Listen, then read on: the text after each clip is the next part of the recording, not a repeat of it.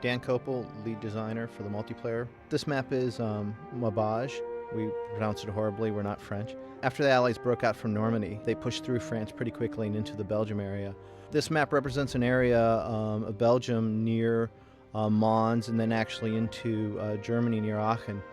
And this is where the United States started running into much more stiffened German defenses as the Germans started feeling the threat of the United States coming into, or the Allies coming into Germany. And the battle around here, this area was just, they decimated the towns and stuff like that, which is totally represented in this map. It's just one big rubble over the Belgian countryside.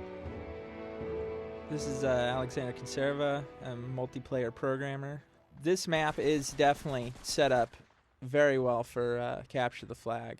We're all huge first-person shooter fans, and there's a lot of us that have been playing first-person shooters for a very long time, and Capture the Flag is very near and dear to most of our hearts. One version or another, definitely. Yeah, one version or another, but when we made our Capture the Flag, we basically sat down and said, you know, what is the most classic example of Capture the Flag? And we did that because we wanted to do just a regular good Capture the Flag that everybody likes, and we didn't want to try to get fancy and invent new rules or anything. We just gave a straight, hard Capture the Flag.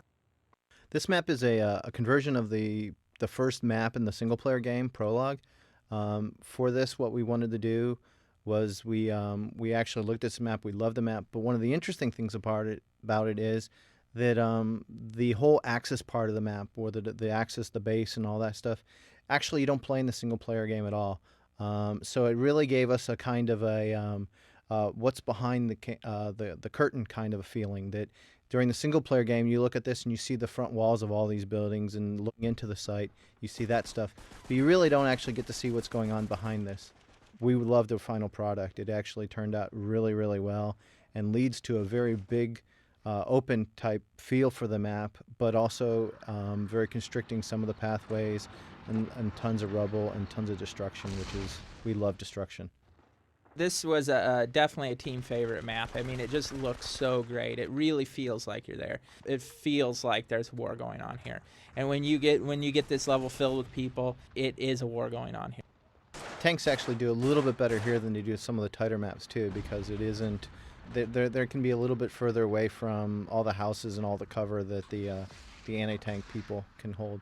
The interesting thing about it, though, is that since there is only one way for the tank to get across the canal, that area becomes really contested, and if your team can get your tank across that canal, that really gives that team a bit of slight of advantage at that point in time, now that their tank is closer to the enemy's base.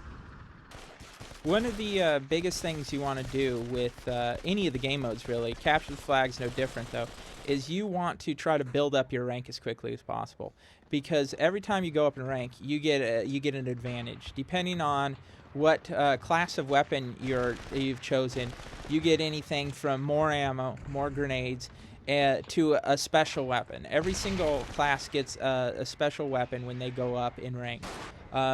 There's the artillery strikes, there's satchel charges, there's spawning in with Panzerfaust. And really, one of the keys to any of the game modes is, whether you're playing Deathmatch, whether you're playing Capture the Flag, whether you're playing Domination, is to really, you want to build yourself up in rank, because when you build yourself up in rank, it gives you a huge advantage. I hope you guys have fun, because we had a lot of fun playing.